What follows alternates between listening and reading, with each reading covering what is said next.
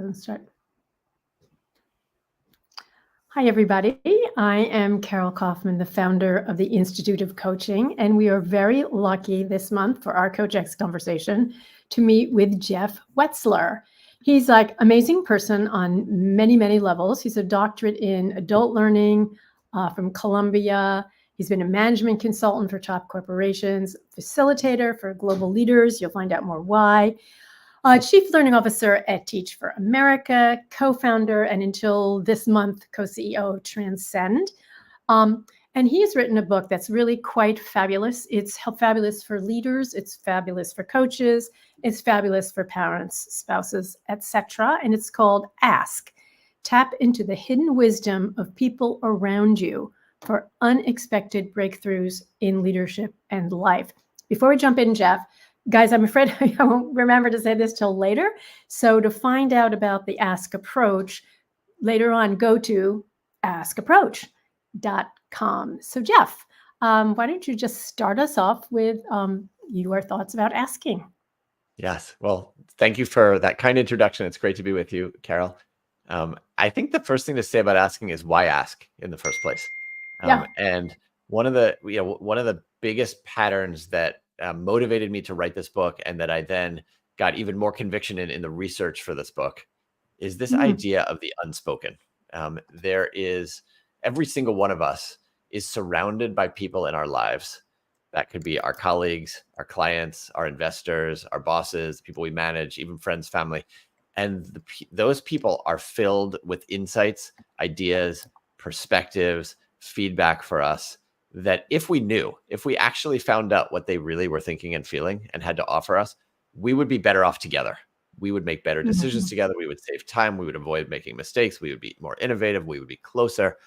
But far too often, we actually don't find out some of the most important things that the people just right around us are thinking and feeling and knowing. Literally, the most important insights to our biggest, most pressing challenges are right under our noses that people just are not telling us far too often. And in the research for the book, I just discovered how prevalent this is. It happens in every industry. It even happens between patients and doctors. 60 to 80% of Americans don't tell their doctors important information when that could literally help their health. And it wouldn't be a problem if we could guess what the people around us knew and thought and feel, if we could read their minds. And a lot of us think that we could. And often we're overconfident. And even some of the most common advice of how to do this well, things like put yourself in their shoes, try to read their body language, none of it works. I mean, research just shows you don't have any better chance, odds than chance if you try those things. Even trained TSA agents are not better than average. There's only one thing that research shows works to actually know what the people around us think, feel, and know, which is to ask them. But it's easier said than done. Yeah. What it makes me think of is, we all know, what you know, what you what you don't know, you don't know what you know, whatever, son of don't know. But there's the I don't know that I don't know. And what you're saying is, if you think of the Johari's window, you could really make that much smaller by realizing in most conversations, you don't know what you don't know. Right. This is why it's a pernicious problem, because we don't realize what people aren't telling us. We don't actually know there's that actual insight that they're holding. And so this is why I spend some time in the start of the book shining a spotlight on what are the most common things people are not telling you, because that can give us a bit of a glimpse into what we don't know that we don't know. And I think it's worse for extroverts, or because I usually tend to think that if somebody's not saying something, they agree with me. And other people think if someone's not saying something, they don't agree with them. We're equally wrong. Exactly. So tell us more about, I love the idea of the unspoken. Just tell us more of your thinking. Yeah. So in the work I did at Monitor Group, which is where I started my career, I had the opportunity to work with someone named Chris Argyris, who's one of the pioneers of the field of organizational behavior. And Chris studied how is it that smart and successful people are sometimes the worst at communicating in ways that help them learn from one another. And he had all kinds of fascinating findings as to why that was the case. And more importantly, Chris was not the kind of person who would just admire the problem from a distance. He would actually want to do something about it. And so he developed a set of tools to intervene and to interrupt these patterns where people are not actually finding out things. And one of the most powerful tools that he used is called the right-hand column, left-hand column case. And we sometimes call it the 2-column case exercise. And he would say to us, I want you to recount for me a challenging interaction that you had. And here's how I want you to do it. Draw a line down the page. On the right-hand side, I want you to tell me what happened in the interaction as if I was there, as if I was almost, you write me like the script of a play. I said this, she said this, then I said this, she said this, and give me 10 or 12 lines of that dialogue. And he said, now in the left-hand column, what I want you to do is tell me the things that you were thinking and feeling, but not saying during the conversation. So give me almost like an X-ray vision window into your unspoken thoughts and feelings, or if you know on cartoons, like that thought bubble that's behind the person. And it was super powerful. First of all, as someone who wrote the case, to even have this opportunity to say, wait a minute, what am I not saying? What am I thinking and feeling? And then over the years, as I got deeper into this work and I had the opportunity to start teaching Chris's methods around the world to consultants and clients, I had the opportunity to see hundreds and hundreds and hundreds of people's left-hand columns. And what I saw in these left-hand columns was two things. Well, first of all, there was a bunch of crap. And, there's just sort of like personal stuff, whatever that's not necessarily relevant and probably good to keep in the left-hand column. But I also saw a lot of really important information that never got across to the right-hand column. Perspectives like, here's why your strategic plan is going to fail. Here's why no one's telling you that it's going to fail. Here's why you're demotivating all of us on the team. Here's what's confusing about your leadership. Here's an idea I have of a small tweak that if you were just open to it, we would like save our organization. All of this stuff completely stuck in the left-hand column. And I thought to myself, what an enormous treasure trove of information and what a huge cost leaders are paying by not finding out what's in the left-hand column of other people. And also I'm hearing in what you said, I like this in the beginning. It's one of the applications of ask is ask yourself.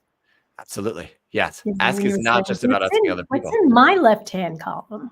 Yes. And one of my biggest insights is that when I looked at my own left-hand column, I would see stories about the other person, and I'm not proud to admit it, but their stories like, why are they so wrong? How can I just get them to see the right, the right answer? And when we have those stories going on for ourselves, and we can talk about this more when we get into curiosity, it's very hard to ask them any questions because what are we curious about in the first place? But I started to see these patterns of what are the biggest things that stay stuck in people's left-hand columns, things like the struggles, what they're up against, things like when they really think about a controversial issue, things like their feedback for us, things like their biggest, most audacious idea that they think is just too crazy to share. And so there's a predictable set of things that the people around you may be thinking and feeling and not telling you, and starting to understand what those patterns are can be very helpful to illuminate what we don't know that we don't know. I think that's fabulous. I think that is so helpful for us as leadership coaches. And in a way, confidence is your enemy here. Right. Because if you think I think you talked about, maybe we'll get to this later, about the certainty loop, which I loved that phrase. Exactly. So maybe we should dive into the ask approach, and then we can sort of go from there. Great. And I'll also take a look to see if we have questions because I forgot to open that. Okay. Yeah. The ask approach. The ask approach is the antidote to this problem of the unspoken. It's what can we do about the fact that too often we may not actually be finding out what the people around us think, feel, and know. It's 5 practices in order. And each of these practices is grounded in social science research, but also tested in action. And when put together, they give us what I think is our greatest chance of really tapping into that hidden wisdom of the people around us. So we can go through them one by one. The first one is called choose curiosity. And it all has to start with curiosity. If we just try to teach, force ourselves to ask questions, but we're not really curious, that's not going to be authentic. People will see right through that. And conversely, if we are actually genuinely curious, I think it radiates an energy that people can pick up on, and it invites them to really want to share with us. I bet there's a lot of neurological support for that. I would imagine so. And and I'm not talking about just any kind of curiosity. I'm not talking about like the curiosity about the history of Russia or why do trees grow towards the sun. I'm talking about something that I call connective curiosity. And that's the curiosity that I feel that I really want to understand who you are. What do you know? What's been your experience? What's going on for you? How are you experiencing me? And it's a curiosity that builds a connection. And I talk about it as a choice because I don't think curiosity is just a trait that some people have and other people lack. I don't think it's a state of mind that, I'm feeling curious today or I'm just not feeling it. I really believe it's a decision that we can always make. It's a decision that's always available to us.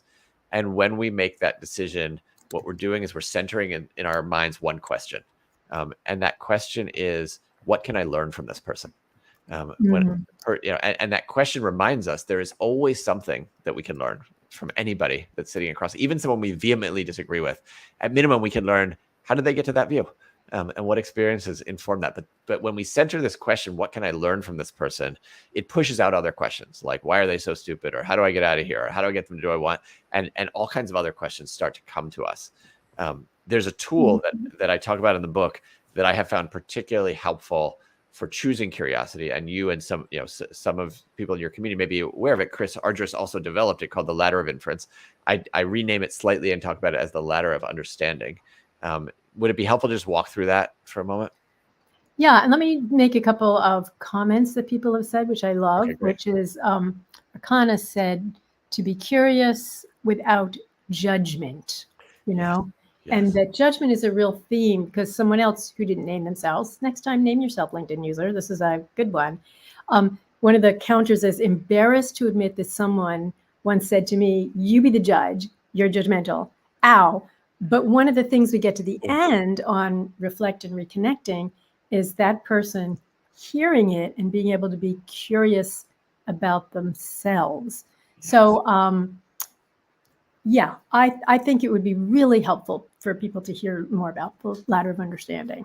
Great. So it's basically a tool to explain and shed light on how our minds work. How do we get to a place where too often we're not curious? And so if you can picture a swimming pool with a big ladder sticking out of that swimming pool, that's the metaphor, a ladder sticking out of a pool.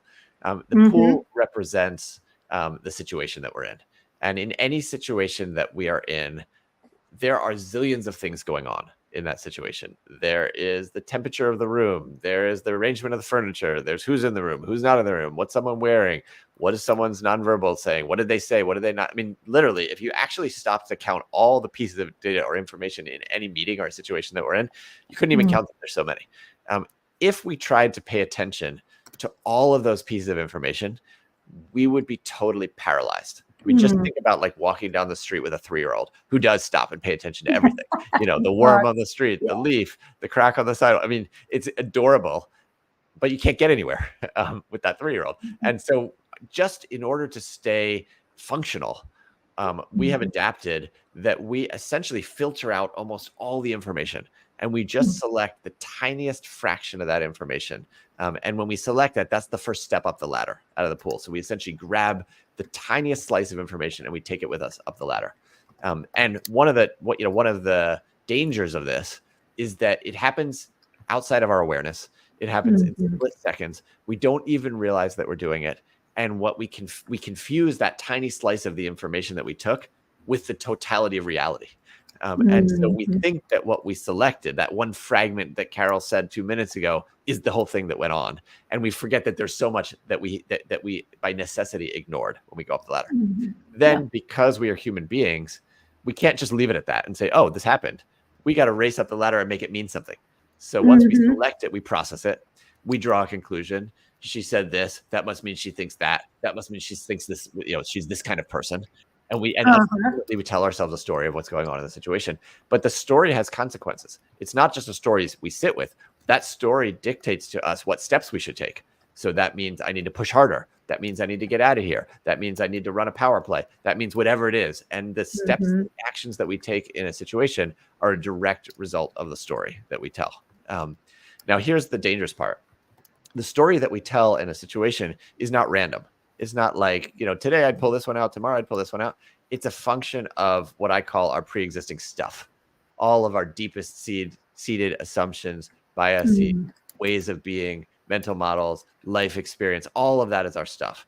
And our stuff leads us to select data points that confirm that stuff, that to go up the ladder and interpret and process in ways that are consistent with that stuff, and ultimately to reach conclusions that basically just match the stuff we started with in the first place. And so that's how we get into situations where we get that feeling of, here we go again. They're always like that. And Mhm. you referred to it earlier of essentially starting with our stuff, using our stuff to select and interpret in confirmatory ways, gets us stuck in this thing called the certainty loop. And Mhm. that is where curiosity goes to die. Because once Ah, we are totally certain about the situation, what the heck is there to be curious about in the first place? We know how the world works. We know how it is. And because we mhm. don't even realize that we're stuck in the certainty loop because it's happening in microseconds, because it's happening unconsciously, Yes. it occurs to us as if this is just the way the world is. This is just the way that people are. Yeah. But by realizing how this is happening, and this is why this tool is so powerful, just even becoming aware of it can be the first step to interrupting the certainty loop. And then literally, and you can do this with your clients, you can do this with yourself, you can start to inject question marks at different parts of your ladder. You can start to diagram Oh, yeah. Yeah. and So you say, can actually think of where they are in the ladder where are you and in the ladder? Yeah, ask, that's a is there conclusion. something else you could have Yeah. considered? What What else? other options? Oh, Exactly. sorry. This is Exactly. All those great. things. You got it. Exactly. And so those are different ways and places. And oftentimes when I'm having this conversation with groups of people or doing exercise with people, we will literally take someone's story and we'll diagram it out. And that just slows down everything. And then oftentimes the person who had that story looks at that and says, just seeing it right there, I realize there's so much more I could have been curious about. But if they can't see that, then their colleagues or their coach can say, let me just say, like, what if we put a question mark here? What else might be going on here? What is the different way Mm. someone could look at the situation? What's a different conclusion? And that can start the process of getting curious. So Well, all it's of that. interesting. I'm imagining your ladder now with little question mark hooks Exactly. all Yeah. the way up. Hanging the hooks off the ladder. I love that. I love that metaphor. Yeah. So here's someone I think you may want to know. And Olivier, I suggest that you go to ask.com and Ask a coach. Yes, askcoach.com and exactly. talk to Jeff, which is I'm actually doing scientific research on leadership development with the ask approach. Amazing. So Olivier, contact Jeff. Love it. Jeff, notice when Olivier comes your Please do. way. So Connect with this me on is LinkedIn too. Yes. connection in real time. Okay, so the first one, this ladder of inference, which also seems to go along with fixed mindset or open mindset, growth mindset. That's Yes. one. One of our people said it's similar to, I have no idea who this is, Marshall Rosenberg's NVC pattern: observation, interpretation, feeling, and need. That there's some, at least to have curiosity about Yes. all There's of a that. lot of kind of compatibility with nonviolent communication and that methodology as well. Yeah. Yes. And someone said this is ladder of inference, and I wanted to say, yes, Jeff said that. That it's his adaptation of going from Yes. inference to Exactly. understanding. It's very much built off of the ladder of inference. Yeah. Okay. Step two. Step one, Step one, choose curiosity, curiosity. connected curiosity, Yes, certainty loop, ladder of inference. exactly. Step two. Step two is an acknowledgement that even if I am curious to learn from you, Yeah. if you don't feel safe telling me the truth, especially if it's a hard truth, Mm, I am mm. not going to learn anything from you. You're not going to tell me. You're going to keep it unspoken. This is why Amy Edmondson raves about your book. By the way, And guys, Amy Edmondson raves about this book. Amy wrote an amazing foreword for the book, and She I'm did. so grateful for Lovely. her. So step two is called Make It Safe, builds directly from Mhm. Amy's research. And one of the things that Amy said to me is it's never going to be entirely safe. The best you can do Yeah. is make it safer for people. Yeah. But this is really about lowering the barriers.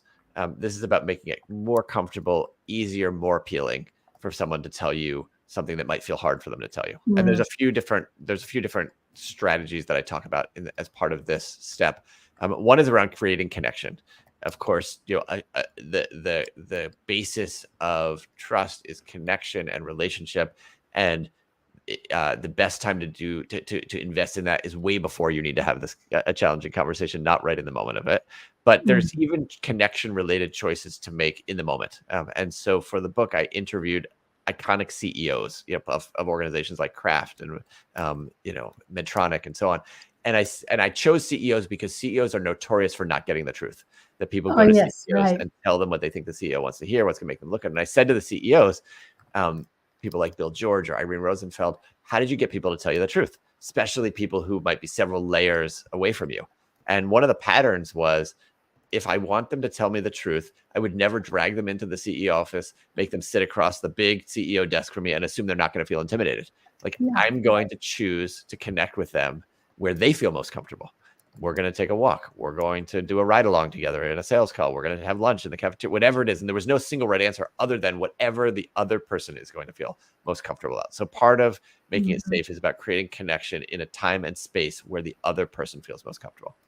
Another part of it, go ahead. Well, that's like what we all do as coaches. The whole idea is cross the bridge to where the other person is and live in their space. Be curious about it, but enter their space. And maybe you're going to talk to this, but also you were sharing the book about vulnerability. Exactly. That's where I was going to go next, which is if we want to invite someone else to open up, we need to open up first. That means we need to share our own cards first. That could look as simple as saying, let me tell you why I'm asking this question, so you don't have to guess at your agenda. But you could go further and say, look, here's what I'm struggling with. Here's where I'm stuck.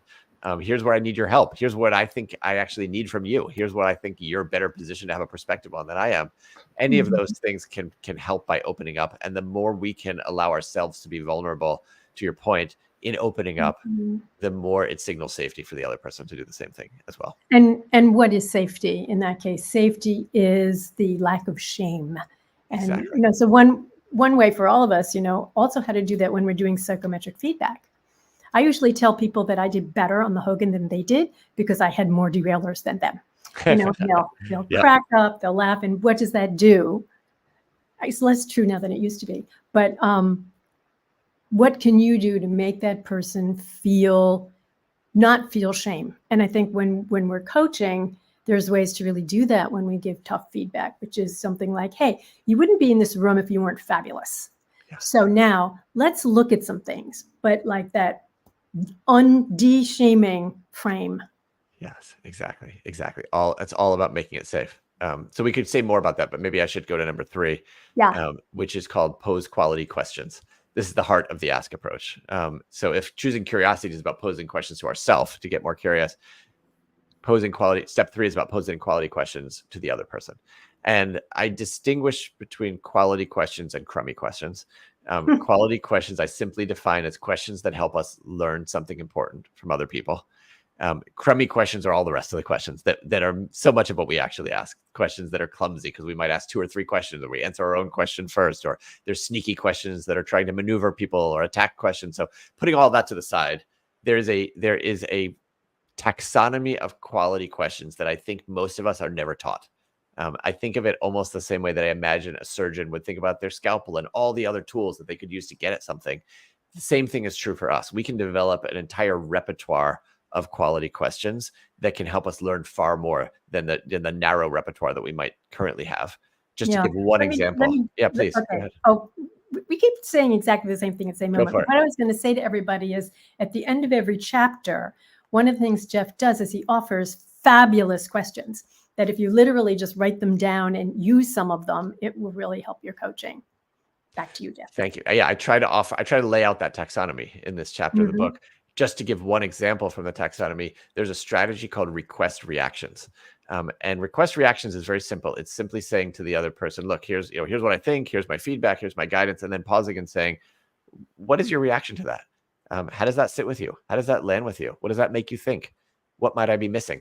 Any of those is a version of the request reactions strategy. And it's such a important, and I think in some ways counterintuitive strategy, because I think we assume, and you and I talked about this, that if we say something and the other person has a reaction, they're going to tell us. But for all kinds of reasons, including their personality, including if they don't feel safe, it's quite likely they may not tell us their reaction. But if we pose a question like any of them that I just said, we radically increase the chances of actually finding out what does the other person think about our own thinking. So that's just one example of many in posing quality questions. Do you want to talk about the ask for the headline part? Absolutely. So another quality question strategy is called hear their headline. And hear their headline recognizes that quite often people don't actually tell us their top line view. They might beat around the bush. They might withhold it. They might give us some data points or tell us a story, but we don't actually know what they really think. And so hear their headline is just simply to say, where do you come down on this decision? Where do you land on this? What is your point of view on the question that we're talking about? To hear their top line headline.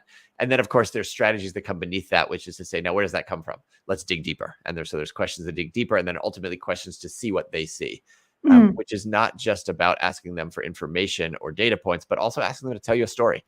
Because people see things in different ways and experience life in different ways. And so there's a range of different questions that you can use to hear their headline, dig deeper, see what they see. Okay, in the interest of time, I'm going to shut up with my 5 comments and go to step 4.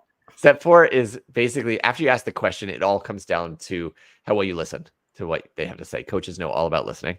The core insight that this step builds from is from David Cantor, who was a leader in the field of family systems therapy, and then began to apply it to leadership and teams. And it talks about how there's 3 channels we need to listen through. First is the channel of the information. What are they saying? What are the facts, figures, claims, arguments, all of that? But equally important are 2 other channels. The second is, what is the emotion? Are they frustrated? Are they upset? Are they annoyed? Are they happy? Or whatever it is. The emotional channel may be more important in some cases than the content of what they have to say. And the third is the channel of action. What are they actually doing in the conversation? Are they pushing back? Are they agreeing? Are they offering help? Are they making requests? And so we can be training ourselves to listen through these 3 channels, just the same way that I think, a skilled musician can listen for the vocals and for the harmony and for the percussion, and then hear such a more sophisticated sense of the piece. If we can train ourselves to listen through these 3 channels one by one and then putting them together, I think we triple the amount of information we actually hear from the person. And so this chapter of the book is then filled with strategies on how do you go about doing that. So the content, like what they're actually saying, the emotions, what's going on emotionally, and then what to do. What actions they're taking. Exactly. And one of the things I think about or I talk about is like Olympic level listening. And that's kind of what you're saying, or just also as you're saying, sort of conductor level listening. Yeah, I love that. Yes. Everything doing. Okay. Good. Next step. And so the final step, this is step 5. It's called reflect and reconnect. And what this is a recognition of that, like, we're only going to learn if we can actually process what we heard in ways that give us the right takeaways. And so reflection is how we convert our experience into insight, and our insight into action. And I think some people find it hard to reflect, or they think reflection is like some esoteric thing, but it's very simple. And I talk about a process called sift it and turn it. Sift it is just simply to say, of all the things you heard from the person or the notes you took or the transcript you read or whatever, what are the 2 or 3 most important takeaways, and what can you release? Because not everything someone tells us is necessary or even valuable for us to take in. It can be helpful to get a friend to help us also sift it so we don't sift out the wrong things, or a coach. And then turn it. 3 turns. The first turn is back to the ladder of understanding. What did I hear that might shift my story about the person? The second is, based on that, what steps can I take? And the third is there anything I heard that gives me insight about my deeper stuff, that sheds light on what bias I have, an assumption I have, because it's the stuff that we bring into those situations. So sift it and turn it. That's the reflection part. And then the reconnect part is to say, this is not just a process that's for me to extract learning from the other person. This is mutual. So reconnect is going back and closing the loop with the other person and saying, here's what I learned from you. And thank you for taking the time, and thank you for taking the risk. And by the way, would you have hoped I learned something different, or would you modify what I learned from you? And here's what I'm planning to do about it. I think it's very rare that people get that loop closed, but it really signals to the other person how much we value their time and respect them. And I think it radically increases the chances that they're going to want to share with us, and we're going to want to share together going forward. Yeah, it's a very different kind of reflection, because a lot of us end our sessions with, so what stayed with you today? What was useful for you today? And this one is, so here's what I think I learned from you today. And it's more vulnerable, because people get it wrong. But a lot of this is so relevant for coaching. In the last couple minutes, we have 2 things. One is a little bit of your thoughts on how we can use this as leadership coaches, and then final words of wisdom. I think that this operates at 2 levels for coaches. One is, I think that this is an approach, and I've heard many coaches say to me, I want to expose my clients directly to some of the ideas inside the ask approach. Like, they actually themselves would find it valuable to understand these 5 steps. They would find it understandable to use tools like the ladder of understanding, or sift it and turn it, or the taxonomy of questions. So I think some of it, you can actually use it directly with your clients in an explicit way. But some of it is, every coaching session is also an interaction that you're having with a client as well. And so where are you curious, and what could, where you might you be stuck in a certainty loop? What could you be getting more curious about? How can you expand your repertoire of questions that you could be asking as well? How can you process? And if you can do that in a way that is metacognitive and narrating aloud for your clients, that's a double learning. Then you get benefit, and then you can also be modeling it for them as well. So our active LinkedIn user, again, next time, say who you are so I can talk to you, who asked, when is the workbook coming out? There is a workbook that is actually done. And so if you're interested in it, connect with me on the website or on LinkedIn, and I can make sure you get it. So the ask approach. Jeff, this has been great. I've enjoyed it a ton. And again, the questions in your book that you keep posing are so good. So we'll end with our LinkedIn user again. Someone once told me that certainty is the enemy of truth. So you've really taught us, be curious, open up, make it safe, Olympic, like real listening. And then how to kind of just, I'm forgetting step 4 at the moment. Deep listening. Yes. So ask the right questions. The most important part is the Most one quality questions. Exactly. Well, what the heck? And reflect and reconnect. So Jeff, thank you. Everybody, buy Ask Approach. It's really good. I don't think I would have bought it out of the blue, but knowing I was going to interview you, I read it and I'm really glad I did. And you guys will be too. That so means a thank lot. you, Jeff. Thank you, Carol. Great to be with you. Ditto.